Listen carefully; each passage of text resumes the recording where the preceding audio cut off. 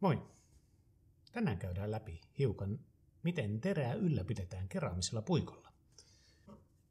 Monelta meiltä löytyy kotoa tämmöisiä metallisia puikkoja. Tämä on itse asiassa Fiskarsin joskus 90-luvun alussa ostettu metallipuikko, mutta näillä ei käytännössä tee tänä päivänä yhtään mitään. Eli kyllä sä voit edelleen näitä perus Fiskarseja ylläpitää tällä, mutta laadukkaammat veitset vaatii kyllä sitten laadukkaamman puikon.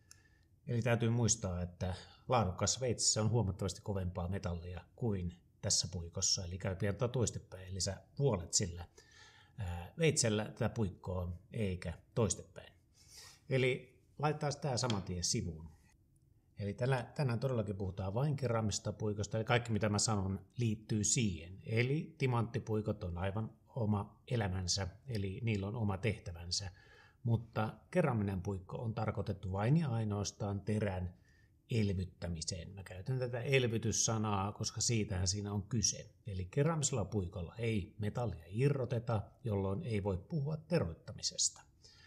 Joo, kyllä siihen terään metallia tarttuu, kuten tässä näkyy, eli sehän menee loppujen lopuksi tämmöiseksi hyvinkin tumman puhuvaksi tämä puikon pinta, kun se aluksi on tämmöinen kauniin valkoinen. Mutta edelleenkin pitää muistaa, että keraamiset puikot on karkeudeltaan siellä 3000, allekin löytyy 1500 tai on nähnyt varmaan joku 800 senkin, mutta yleensä ne pyörii siinä 3 tonnin karkeusluokassa, hiukan valmistajasta riippuen. Mutta sitten semmoinen mielenkiintoinen fakta, kun lähdin tähän aiheeseen tutustumaan, maailmassa ei ole kovinkaan montaa keraamisten puikkojen valmistajaa. Tässä on itse asiassa nyt 4 puikkoa. Nämä on 4 eri brändiltä. Yksi niistä on nyt minun kaupassa myynnissä, mun omalla brändillä. Nämä tulee kaikki itse asiassa samalta tehtaalta. Puikkojen pituudet on muutaman millin sisällä samoja. Kahvat hiukan vaihtelee. Mutta sitten se mielenkiintoinen fakta on, että kun nämä tulee kaikki samalta tehtaalta, vähän kahvaa vaihdetaan ja lyödään eri brändin logo päälle, niin hinta heiluu, eli kallein näistä on laatubrändi ja se on noin 3-4 kertaa kalliimpi kuin tämä halvin. Ja kumminkin se on aivan sama puikko hiukan erinäköisellä kahvalla. Eli kannattaa siinä miettiä, että paljonko siihen satsaa siihen puikkoon. Eli oma pieni ohje on, että taitaapa se halvin olla sitten aika lailla samaa tavaraa kuin se kallein. Itse mä oon aina suhtautunut näihin puikkoihin hiukan nihkeästi. En ole kokenut omassa käytössä tarvetta näille. Juontaa varmaan juurensa siitä, että mulla on aina ollut hiomakiviä saatavilla. Ja sitten stroppilauta on se, millä mä oon sitä terää elvyttänyt. Ja stroppilaudassa on sen verran leveä se kosketuspinta, jolloin se tekee huomattavasti nopeammaksi sen terän ylläpitoprosessin. Mun asiakaskunnassa kumminkin suurin osa käyttää puikkoja, joten pitihän munkin semmoinen valikoimaan saada. Puikkoa voidaan käyttää monella eri tavalla. Voisi melkein jakaa 3 eri käyttötapaan ja lähdetään liikkeelle nyt siitä ensimmäisestä niin sanotusti helposta aloittelijan tavasta, joka monesti tulee esille. Ensimmäinen ja varmaan se kaikista turvallisin käyttötapa on tämä, että laitetaan puikko pöydälle pystyyn ja lähdetään hakemaan sitä oikeaa kulmaa vetämällä vuorotellen molemmin puolin huomioiden koko tavallaan veitsen terän mitta.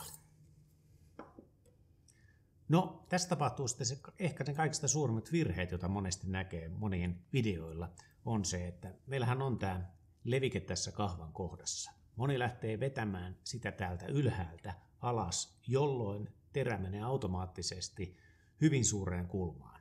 Eli jos veitsessä on se 15 asteen kulma, niin mä saan itse asiassa tästä noin 30-asteisen kulman, kun mä lähden täältä liian ylhäältä liikkeelle. Eli tätä virhettä kannattaa välttää. Sitten se toinen käyttötapa, jota mä itse suosin, on tämä, että laittaa puikon kärki tonne pöydälle. Eli tämä on sama asento, missä mä stroppaan. Eli kun mä lähden tästä vetämään, mä pystyn periaatteessa täysin yhtä turvallisesti hoitamaan tämän. Ja mä paremmin mielestä näen tämän terän, että mä pystyn ottamaan kontrolloidusti ihan tyvestä tonne kärkeen saakka. Ja jälleen muistutan, että terottaminen niin puikolla kuin hiomakivellä ei ole nopeuslaji, että ammattilaiset tekee sitten tätä hommaa ihan omaan tahtiinsa, mutta heillä on siihen monesti sitten vuosien rutiini. Tästä hyvin huomataan, että vaikka mä sanon, että metallia ei irtoa, niin kyllä mä pystyn irrottamaan sitä veitsen kierrettä jonkin verran tähän puikon pintaan. Eli varsinaisesti, jos terään on tullut jo vaurioita, niin eihän tällä karkeudella tee niin kuin mitään veitsen korjauksia. Tämä on ihan sama kuin tuolla monesti meikäläisen postauksiin tulee kommentteja, että veitsen voi terottaa sinne posliinikupin pohjaan. Juu, kyllä, sä voit ajaa vähän samaa asiaa kuin tässä, mutta mä sanon, että tällä puikolla sä teet sen huomattavasti paremmin. Ja sitten kun sulla on tullut vaurioita siihen veitseen, niin et sä sillä posliinikupin pohjalla pääse kovinkaan pitkälle. Ja sitten se kolmas käyttötapa on oikeastaan, että veitsi on tälleen ilmassa sopivassa asennossa ja lähdetään vetää puolin ja toisin. Ja tämä on se, missä sitten se vuosien harjoittelu tekee sitten käyttäjistä mestarin. Minähän en tätä hallitse ollenkaan, eli ei näytetä sitä sen enempää. Keraminen puikko, stroppi tai hieno hiomakivi kuuluu jokaiseen keittiöön. Eli kun säännöllisesti muistat sen sun laadukkaan veitsen terän elvyttää, niin sä pärjäät todella pitkään ennen seuraavaa terotusta. Kiitos, palataan seuraavan videon parissa. Moi!